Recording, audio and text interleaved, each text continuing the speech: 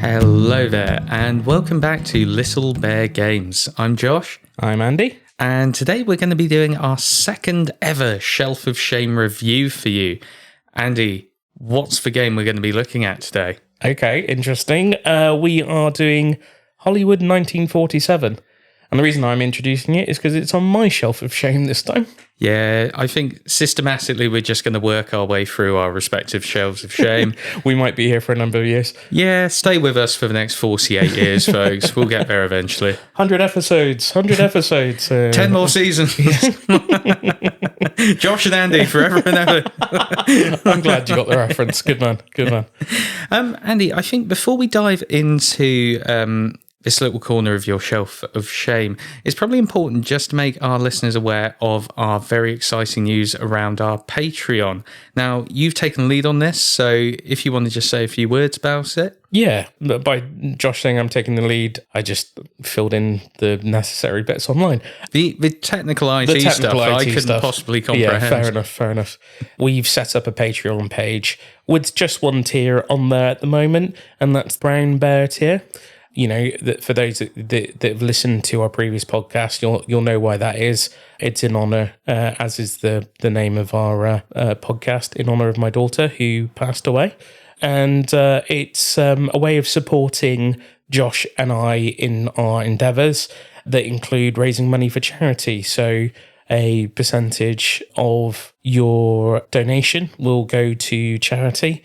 We've said 10%. However, we know that there are fees with Patreon, so we're going to donate the full sort of 10% of what you support us with. So it's £3 a month. For that, you get access to Patreon. Any bonus content, early bonus content that we are going to put on there, you can get some of our early episodes for that, and access to our exclusive Discord, where you can talk to Josh and I directly. Yeah, about any matter of topics. Board games, we're quite keen to and quite open to discussing mental health. Yeah, because that's a big driver for both of us, I think, in starting up this process. And you said yourself, Andy, happy discussing questions about Indy herself as well. 100%. I mean, if any of you are unfortunate enough to have experienced what Josh and I have gone through, then please do feel free to share it with us. We're happy to discuss our story, and also we're good listeners and we'd like to hear your story too. Yeah, and I think it's important to mention we've got future sort of membership tiers in the works as well, with some very exciting kind of prizes and rewards associated with those membership tiers. Yeah, and some merch maybe. So a little bit of merch. You know, nothing too big. We'll start off small and see how it goes. Yeah, and as you've kind of said there, Andy, I think the important thing to stress again is that, say, for example, the Brown Bear tier, that's £3 a month to help support the podcast and for the charitable donation. And that 10% will come out after Patreon have taken their fee. So if we ask you for £3 and after Patreon have taken their fee, we end up getting £2.70, then we'll still donate the full 10%, so 30p in total to Indy's tribute page, which goes towards the Grand Appeal for Bristol Children's Hospital and Children's Hospice Southwest as well. So hopefully we'll be able to generate a nice amount of income for them as well. That would be fantastic. And while we're talking on the issue of sort of mental health and support, I just want to shout out to Emily, a friend of ours that we've recently told about the podcast. And strangely on Sunday, by two different people, Luke, hello to you if you're listening, both told me about Ashley Kane and his story, and I wasn't aware of it. And for anyone that knows, he's a celebrity who also lost his child and is now doing some amazing stuff to raise funds for charity. And I just want to say thank you to you both, because you were both good friends to me. And Emily, I have the book here in front of me, and I started reading it, and it is helpful, but your friendship is even more helpful. So thank you. Oh, that's a really sweet way to start, isn't it? Yeah. Perfect. So our kind of shameless plug aside, let's get stuck into Hollywood 1947. So it's part of the Facade game series, which is a series of board games / card games that are made to look like very old-fashioned hardback books. In theory, this makes it very easy for storage. Yes. And I suppose keeping them, they look nice, don't they, Andy? When you get them all together on a shelf, they look very, very attractive. Yeah, I mean, I've only got 2 of their games at present, which is this one and Bristol, and they do look fantastic. It can make you look intelligent because you have some book. I mean, I've got books on my shelf anyway, but you know, these look hard. I don't tend to have hardback books, and hardback books look cool on your shelf. Yes, Smithy. Yes, Albie. Your shelves do look cool with all those hardback books. It's a great game. It's probably of any game, it's my favorite. I want to call it a container. Storage for a board game, because it is the old hollowed out book. The pieces in it are just fantastic. The artwork on the cards, I remember you saying that you absolutely love the artwork on the cards. The little figurines, little metal pieces that you get as for an additional vote. If anyone knows the game, you'll know it's a little bit like Secret Hitler. So for those that don't even know what Secret Hitler is, it's a social deduction game where you are given a role, and in this case you are either a patriot, a communist, or the rising star. The rising star doesn't come into play if you're only playing 2 players, which you can play this as 2 players. I think you can play this solo as well, actually. Yeah, we noticed that, didn't we? Yeah, which was going to be that's going to be really interesting. But we played it with 4 of us, and we happened to have 2 patriots, a communist, and a rising star. Yeah. And the way that you win is that you are ultimately going through 7 rounds where you produce 7 movies. The movies that get turned over are already leaning towards either patriotic, communist themes. Or neutral. Or neutral, good point. Yeah, no, some are neutral, so they've already got, I want to say 1 point each, but just neutral covers that. And then the idea is that with your hidden role, you are adding cards to the movies that will alter or swing the movie towards communist or towards patriotic theme. And there are several ways to do that. There are, I think in my set, because I've got the deluxe edition, I've got 13 different roles that you can take on. Yeah. Which are like the director, the editor, the props master, which we didn't use at all and actually seems really, really cool. Yeah. And could make the game really interesting with several others. And they give you different abilities that allow you to swap out your hand. So if you are a patriot and you've got just communist cards in your hand, you might want to swap out your hand so you can try and get patriot cards into your hand to be able to add to the movie. There's a dice on the table that has a star on it, and if you have a star face up on your die, then you can add to this movie. And people have the ability to re-roll your die to try and make it so that you can't add any cards to the movie. So you basically have different mechanics that will allow you to play possibly more than one card or no card at all. So it depends on who you trust, basically, and who you get an idea of. Might be communist, might be the rising star. The way the rising star wins in this is once you go through your 7 movies, it's let's just call them teams. It's the team that has the most of their allegiance. I was going to say persuasion, but yeah, allegiance. The most of their allegiance. So out of 7, if you've got 4 patriotic, they win. 4 communist, they win. The way the rising star wins is to have 3 of each, and then the 7th movie needs to be won by no more than 1 additional vote. And by that, I mean, so if your movie is won by 2 patriotic tokens, then the patriots win. If it's 2 communist tokens, by more than 2 or more communist tokens, then the communists win. But if it's only 1 on either side, patriot or communist, then the rising star wins, which is what happened during our game. Well done, Jasmine. Yeah, well done, Jazz. Yeah. You kept that secret. I mean, I was a communist. Yeah, and then you and JD were patriots in this game. Yeah, we're both patriots. Yeah, and I think we all did well at keeping our roles fairly hidden, probably until the last minute. Yeah, it's an interesting game, Hollywood. I enjoyed it, but I think I still need to play it a few more times to fully get my head around it. Yes. Because it's a very interesting balancing act between, as you've alluded to already for me, Secret Hitler, like a social deduction game, with that kind of secret allegiance card and who working together, not just kind of hiding your role to yourself, that kind of thing. Yes. And very similar in terms of time and art style and stuff like that as well. And then the other game I very much compared it to was Citadels. Yes. Where it's very much, the game hinges a lot on kind of your own role and what your role can do. Yeah. Because, during your turn, as you say, you can roll your own dice, you can roll other people's dice, you can do all that kind of stuff. But you've also got your own power that you can use it should you choose to. And some of them are really powerful, aren't they? Yeah. Like, for example, you've got the one who can discard an entire player's hand and make them draw a new one. Yeah.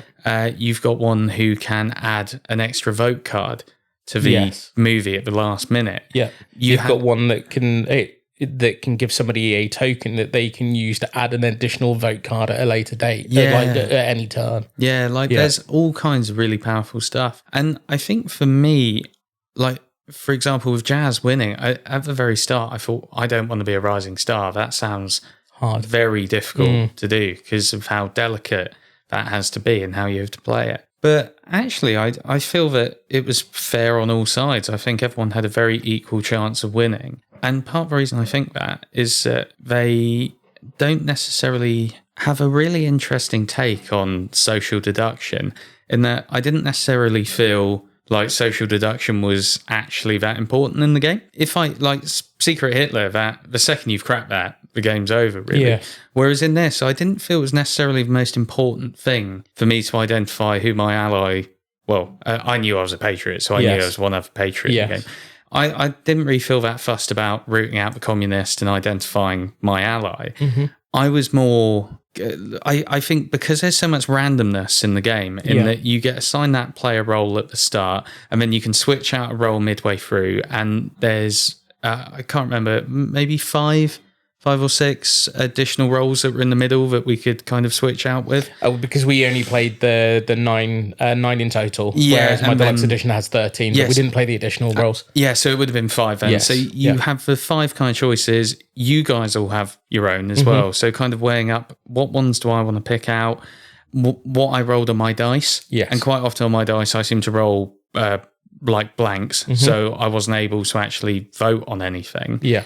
But to be fair, I did keep picking roles like the composer and editor who let me influence movies despite the fact I wouldn't normally be able to do so because my dice. But yeah, I just found there were so many variables. Oh, and also that's a really other key point. I was a patriot, but as you know, I said this to you afterwards, my hand was like exclusively communist cards for most of the game. You didn't shuffle the deck very well. No, it was clearly my fault for shuffling the deck. But like, so luck of the draw as well. Yes. And I think because there were so many variables and so much luck, that even if you want to steer something one way, you wouldn't necessarily always be able to. Yes. But I sort of gave up slightly. I was like, well, people are going to do what they want, and not even what they want. They're going to do what they can based on what luck has dictated for them. Yes. So I didn't necessarily feel like an urge to mess with your dice or help Jodie's dice, or there wasn't a lot of messing with dice. In fact, I don't think you and I messed with dice at all. It was just the girls that did that. Well, no, I think Jodie kept trying to roll mine to blank, and actually it turned out I was on her side. Yes. Which is like case in point kind of thing. Which I found a bit weird, because I went into that thinking it was going to be very much social deduction, whereas actually it sort of played out a little bit more like Citadels for me. It was kind of like, what can I achieve with the cards I've got, and hopefully I'll get a win out of it. It's a really good point. It really is a smash of, I mean, we had a comment on Instagram who said that, it was very much like Secret Hitler, but I think you're bang on the money. It is a smash between Secret Hitler and Citadels. And I like Citadels very much, as well as Secret Hitler. And probably Secret Hitler is probably one of my favorite social deduction games. It's great. The point that you made about, I'm forgetting my point, but the point I want to make is that as I went into it as a communist, I thought I was outnumbered because there are 2 patriots and a rising star. And I thought, well, how's this going to work? It works well because the rising star is wanting to keep the game fairly balanced, as in they need 3 and 3, and then for the 4th one to be, again, fairly balanced. Whereas, I was looking for mainly communist, you were looking for mainly patriots. So that actually balanced the game fairly well, I think. Yeah, I guess so. I mean, you are still outnumbered in that. Yes, I don't think the communist, at that point in the 4-player game, So your number of players is 2 Patriots as per the rules. 2 Patriots, 1 Rising Star. So I don't think it's easy that I'm not going to go 4-0 straight off the course. I think that's more likely to happen to the Patriots, being that you have 2. But then I guess you hope that you have a Rising Star that knows how to play their role well and will try and balance it when they see it swinging too far one way. Yeah. So it's like they're the swinging vote. As we record this on 4th of July, they're the swinging vote for if you get 2 Patriot movies out off the bat, they then will hopefully be voting more communist, so that the next one's communist and you don't get too far ahead. Yeah, it's a really interesting game. It's very hodgepodgey. I feel there's lots of ways it can play out and lots of different mechanisms to kind of be aware of. It's one of those nice kind of like simple games that has a lot of depth to it. It's kind of easy to learn, but there's a lot to it under the surface. Yeah. I think something I want to draw attention to, as you've already alluded to, is just like the quality of the art in it. I loved the movie posters. I loved the cards themselves. I love the like little film sheets that you put over the movies when they're finished. So like the blue reel for patriotic and red for communist. And then you even had the gold one for a Rising Star at the end if they won. Yeah, I thought it was fantastic. And like the movie posters are lovely and they're quite thematic, like sort of comedy leans maybe towards more patriot, and then war movies maybe more communist and that sort of stuff. Yeah, there was a crime one that was more communist, I guess. Yeah, and then there was neutral ones as well, as you've already said. But the roll cards are cool. They're very like Art Deco, and they sort of remind me a bit of LA Noir. Okay. You ever play that video game? I Sort of did. reminded me of that, where it's all very like, you know, people walking around in sort of cool hats and suits, and the art's brilliant in it. So on that, what do you think about the theme of it being Hollywood 1947? So post World War II, I guess the start of the sort of Iron Curtain and things like that. Yeah, I mean it's kind of like McCarthyism, the game. Yeah, really, like let's hunt the left person. Yes. Yeah, but it was I love the theme, and actually I think I commented on that at the start of like, I've never played a game where you make a film. Yes. Before. And I know you've got the social... I've played loads of games where you have to hunt down the hidden thing role or person or whatever. But I've not played one where you have to make a film. And that was really cool. It was nice having like... Even though it was basically only thematic, the kind of like, rehearsals and then editing and, post-production and release and all that sort of stuff. Yeah. That was really nice and quite cool. Your three stages, wasn't it? It was the sort of production of the movie, post, and then whatever it was beforehand. It rolled quite well. I want to talk a little bit about Facade Games, because you'd mentioned they have a collection, and what I like is that they've all gone with the hardback theme. So just to mention a few of the other ones, the first game of theirs that I purchased, in fact, they've all been on Kickstarter as far as I'm aware. So the first one I kickstarted was Bristol, and I kickstarted it because it was the city I was living in at the time. So it was Bristol 1350. And they've also got Deadwood, Tortuga, and Salem as part of their collection, I think. Because Bristol and this one play so well, I think I'd pick up the other 3, and hopefully they won't sit on the shelf of shame for so long as this one has. I mean, Bristol we played immediately. This one I just think we haven't had a chance to play. Yeah, and I enjoyed Bristol when we played it. I believe those games do have a series. They've got like an actual name. They're called like the Cursed Cities or something like that. Dark City series. Dark Cities, that's it. And yeah, we really enjoyed Bristol without like going too far into that. That's got social deduction elements, and you're racing carriages out the city that's infected by the plague, aren't you? And that was really cool. And I imagine there are other ones played very similarly in terms of Salem's probably going to be Find the Witch. Find the Witch. Yeah. Tortuga I know has got something to do with like pirates, and it looks like on the game map there's a couple of boats, whether it's kind of like a dueling thing or... That's cool. And I don't know anything about Deadwood beyond it will be cowboys. Yes. Essentially. Yeah, it'll be cowboy themed, won't it? So it's on the shelf of shame. It's been played now. Will you think that it will go back on the shelf and gather a bit of dust, or one that we will play a little bit more often? No, I think we'll play it more often. And I think there's a couple of reasons for that. I enjoyed it. Mm-hmm. I want to actually get my head around it a little bit more. I feel I feel like I need to kind of play it several more times, and then I can make more of a judgment on it. Okay. Just based on the fact there was that weird disconnect for me slightly between social deduction and the luck-based stuff. Do you think that will come in more with more players? Well, that's what I wonder. I want to play it with different player counts. And I mean, like Bristol, you reference that, for example. We've not played that for ages. Mm-hmm. It's not Shelf of Shame because we have played it several times, yeah. But we've not played that for ages. And I think part of the reason for that is that game works way better with more players. Yeah. This, however, Hollywood, I think it'll work well at various player counts. Mm-hmm. So I think it's definitely something we could bring out for like, you know, the first game of the evening for 4 or 5 people. It would work, whereas Bristol wouldn't necessarily so well. But it's just something I want to play more of and play at different player counts and see how that changes things. Does it become more important to identify people at higher or lower player counts? Yes. Kind of, how does it work? And solo, like how it's going to work solo, I think is really interesting as well. The solo element does interest me. I don't know how easy it will be to try and work out what someone's role is, because one of the mechanics into putting the cards on the deck is that you put a random one on the top of the deck from the draw pile anyway, don't you? And obviously you shuffle them, and there are other ways to add additional cards to that. So it's going to be really hard. I think the social deduction thing is interesting. You've got me thinking about it. I think it's going to be quite hard to be able to work out who is communist, who is patriot. I think the only way that will work, and maybe it was the way our gameplay. Because the majority of the time, because we didn't meddle with dice too much, the majority of the time there was at least 2 or 3 of us always putting in cards. Whereas if you meddled with dice and only one person is adding to that pile and it's predominantly patriot, then you could allude that maybe the person that added those cards are most likely a patriot or a communist or... Yeah. And the Rising Star, I guess, actually then makes you think they could be a patriot or a communist if you forget that the Rising Star is trying to play an even balanced game.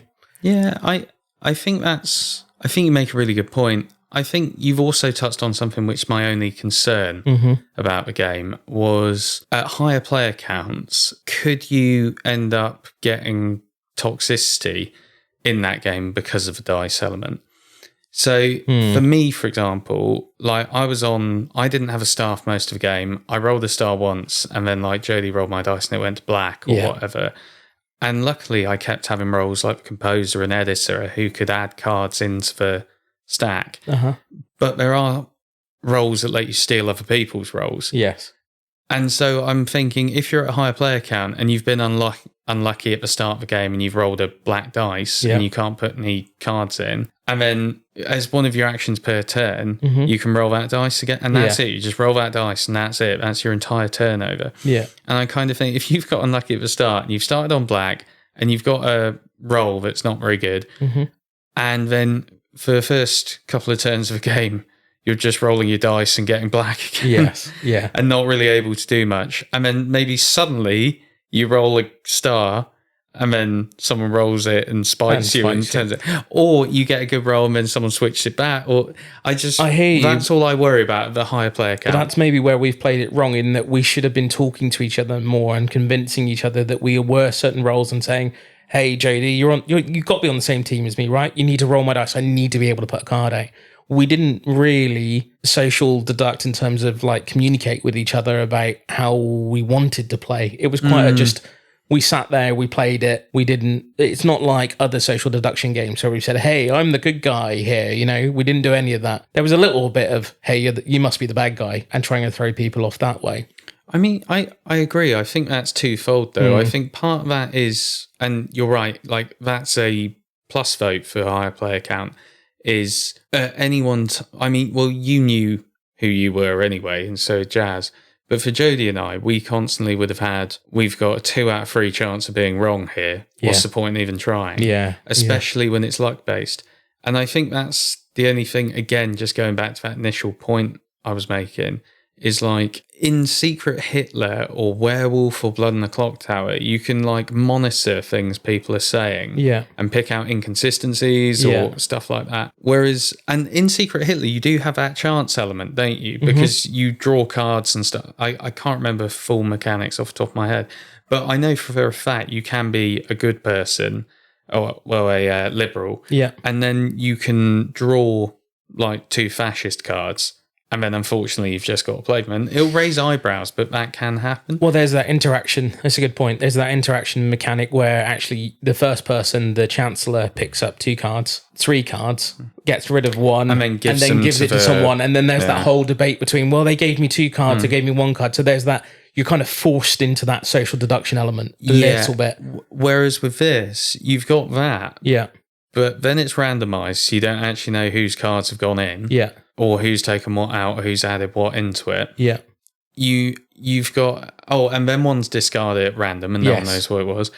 And then you've got the dice rolls, and then you've got people's rolls, and you've got what they've drawn out the deck. Yeah. And I'm kind of thinking, even at a higher player count, would that still like you could be a patriot and be really honest about it, and you could still end up just playing like the worst possible communist cards possible consistently. So I don't know, I guess is what I'm saying. I guess. And that's why I want to play it more. Yeah, so to wrap up my thoughts on this game, I would say 2 things. And I've forgotten the first, so I'll go on to the second one. This actually makes me want to play Citadels again. Yeah, it does, mate. Which is a game that we enjoyed quite heavily. I guess, and going back to my first point is, I guess, look out for a review of this game or us talking about this game in the future. Where maybe we've played it at higher counts and we can give you a bit more insight onto what we thought. Anything you want to add to wrap us up? Well, I've said my thoughts, but is it coming off your shelf of shame? It's coming off my shelf of shame, but and we will play it in a bigger higher count. But it's made me more excited to play Secret Hitler and Citadels again. And that's not to say that this is a bad game. Maybe it's just kind of made me think, oh yeah, no, there are other cool games as well that are social deduction that they've obviously the guys at Facade Games have built their games around, So it will come off my shelf of shame for sure. Awesome.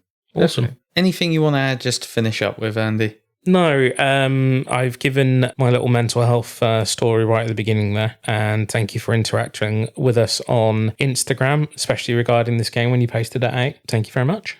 Yeah, thank you so much, everyone. I've been Josh. I've been Andy. Take care. Before you leave, you must know you are beloved. Before you leave, remember